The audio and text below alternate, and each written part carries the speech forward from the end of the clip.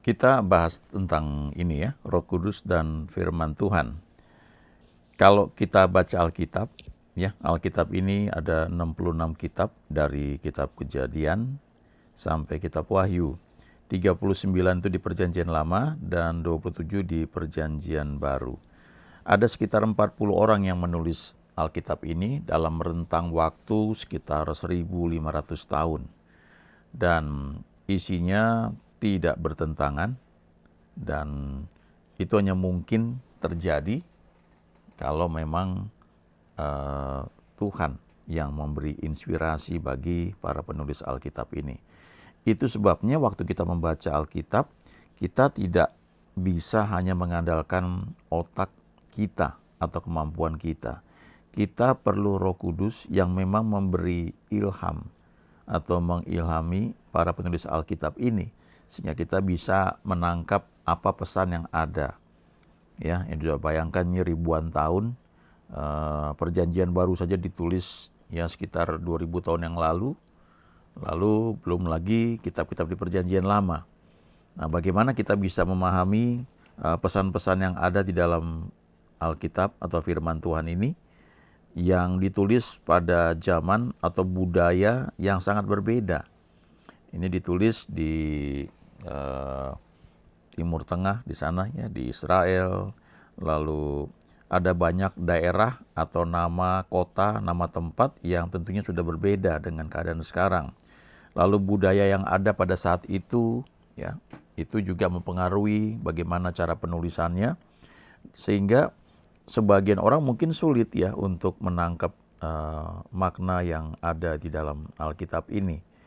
Memang saya kira tidak mungkin kita bisa menangkap isinya ya, kecuali Roh Kudus itu memang menyingkapkannya buat kita. Saya sendiri dulu ketika sudah lahir baru ya, terima Tuhan Yesus, itu nggak ada yang ngajarin untuk saya baca Alkitab. Ya, pendeta di gereja saya nggak ngajarin. Kami memang ada Alkitab di gereja. Jadi kalau ke gereja itu yang selalu diajarkan orang tua saya itu, kami nggak pernah bawa Alkitab. Yang kami bawa itu adalah buku Mazmur dan nyanyian rohani. Ya, di gereja tempat saya berbakti waktu saya SMA, itu bukan hanya ada buku nyanyian Mazmur dan nyanyian rohani, tapi juga ada Alkitab ditaruh di tempat kayak laci gitu ya, di belakang setiap kursi ya, kursinya kursi panjang seperti kursi sofa gitu. Jadi kita nggak perlu bawa Alkitab, nggak perlu bawa apa-apa ya, bawa persembahan aja. Nah, waktu kita baca itu ya, pendeta khotbah saya pun juga nggak ngerti ya, datang ke gereja cuma sebagai absen saja karena memang itu diajarkan orang tua. Tapi waktu saya terima Tuhan Yesus, itu bisa punya kerinduan beli Alkitabnya dengan uang jajan sendiri, lalu mulai baca urut dari kitab Kejadian sampai kitab Wahyu. Ya baca aja, ya banyak hal saya nggak mengerti, ya sampai sekarang pun juga masih banyak yang belum mengerti. Tetapi setelah saya khususnya penuh Roh Kudus ya, itu cara baca Alkitabnya jadi beda sekali ya. Ini menjadi firman yang sangat hidup ya. Walaupun ditulis ribuan tahun yang lalu, walaupun ditulis untuk situasi tertentu, tapi pada saat-saat tertentu Roh Kudus itu bisa menghidupkan ya, membuat itu firman menjadi pribadi, menjadi jawaban pribadi ya. Menjadi satu konfirmasi ya. Seringkali itu menjadi rema ya. Ayat-ayat yang sudah saya pernah baca, lalu satu ketika saya butuh jawaban atas setiap masalah yang sedang saya hadapi, dan ketika saya sedang berdoa tiba-tiba muncul satu ayat gitu. Dan ayat itu meneguhkan ya, menguatkan ya. Kadang-kadang dalam bentuk lagu ya, waktu sedang ada puji-pujian di gereja. Ketika saya sedang menghadapi masalah misalnya, tiba-tiba di gereja itu nyanyikan lagu pujian ya, yang kata-katanya Allah mana seperti Allahku ya.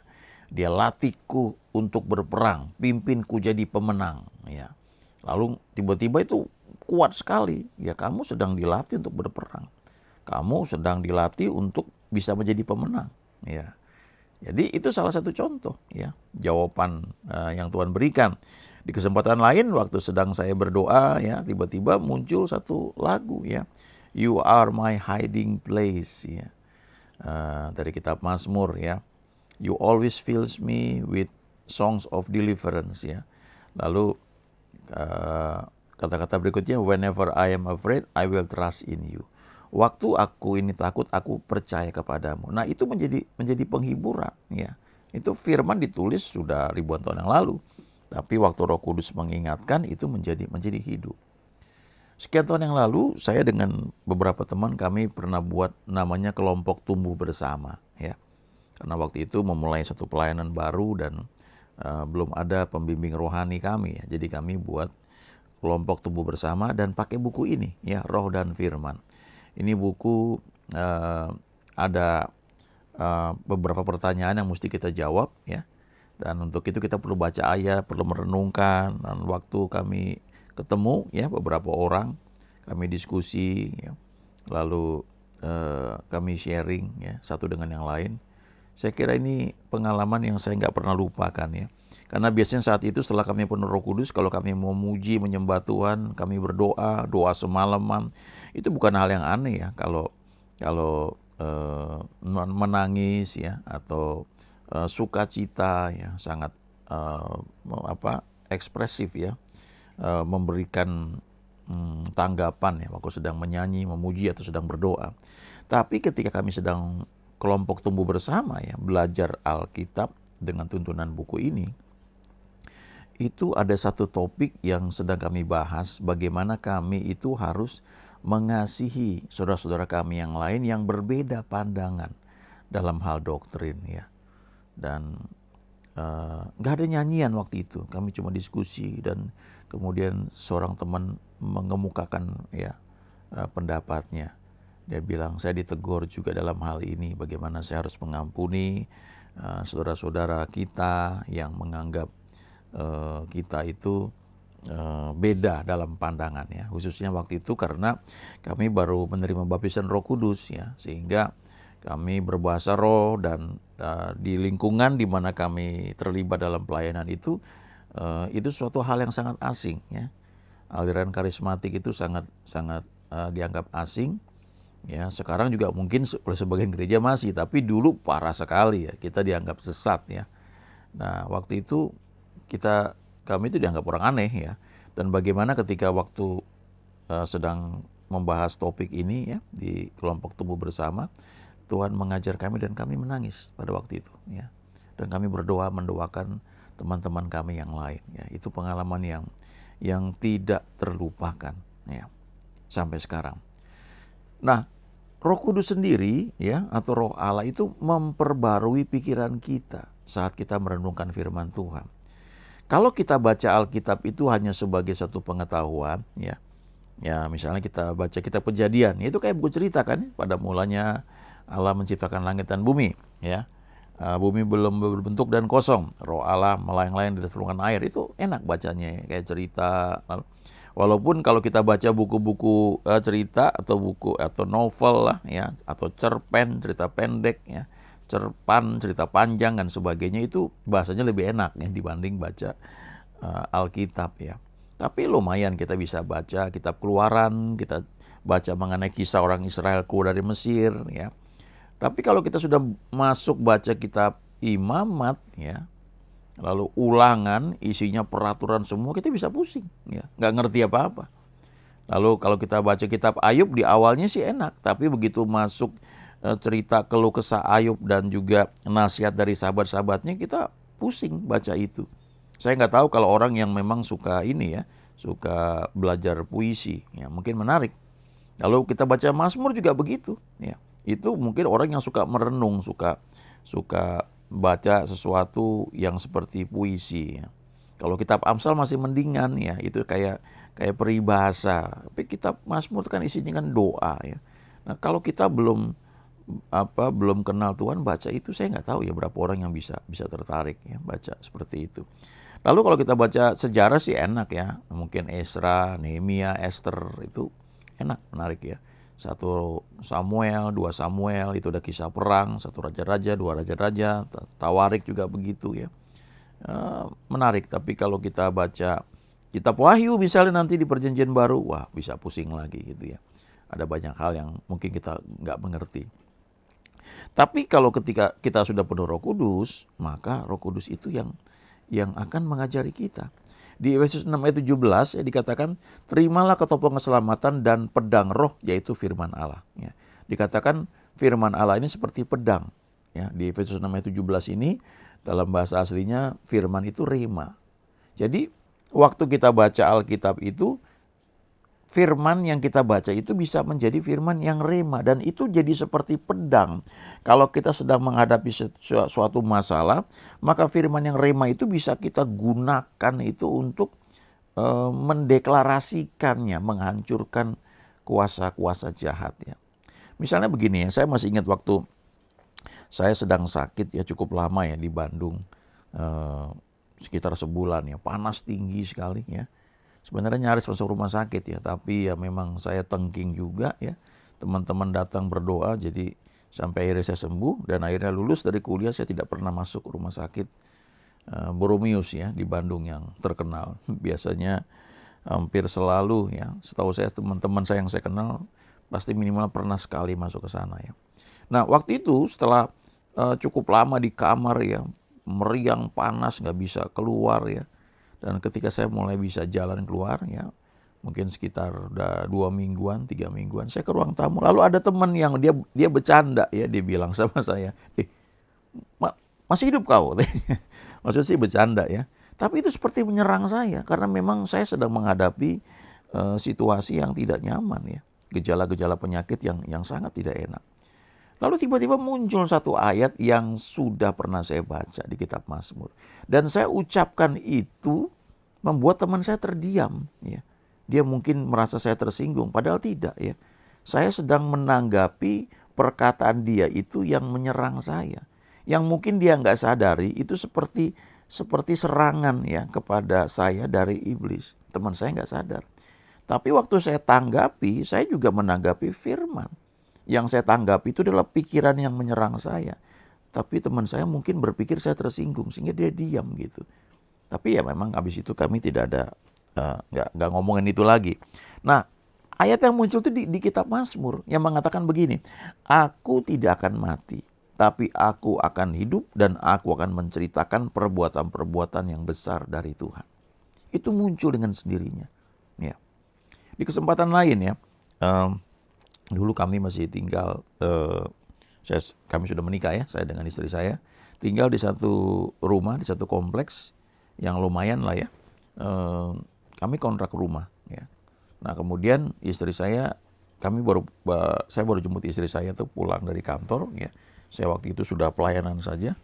Dan di perjalanan di dekat rumah ya, mungkin sekitar 3 kilo lagi sampai dekat rumah ya. Istri saya bilang ya, bosnya cerita ya, ada satu kompleks perumahan di dekat rumah kami yang sekarang, yang bagus sekali dan baru di launching. Lalu bosnya bilang begini, waduh itu rumah di situ sekarang udah naik dengan cepat harganya. Ya. Waduh, gua nggak sempat beli ya, gua dulu nggak beli waktu launching, sekarang harganya sudah meningkat tinggi, sudah nggak kekejar. Ya. Ya itu yang ngomong bosnya istri saya. Ya. Nah sementara saya waktu itu hanya pelayanan ya, tidak bekerja dengan penghasilan yang pasti setiap bulan. Nah waktu istri saya ngomong seperti itu, tiba-tiba muncul satu ayat yang sudah pernah saya baca, saya dengar dan juga dibuat jadi lagu juga. Ayat itu bunyinya gini kira-kira. Ya, dan itu saya aplikasikan dalam bentuk pribadi, langsung saya bilang begini. Ya, kalau pakai kekuatan sendiri memang tidak akan kekejar. Tapi dengan Tuhan kita melompat tembok. Ya artinya kalau pakai kekuatan sendiri ya nggak akan kejar beli rumah di situ. Ya. Tapi kalau kita mengandalkan Tuhan, bukan hanya kekejar, kita akan melompat. Dan akhirnya ya butuh waktu memang, bertahun-tahun kemudian kami akhirnya pindah ke kompleks yang menurut saya lebih baik ya daripada kompleks tersebut ya, karena lebih eksklusif ya.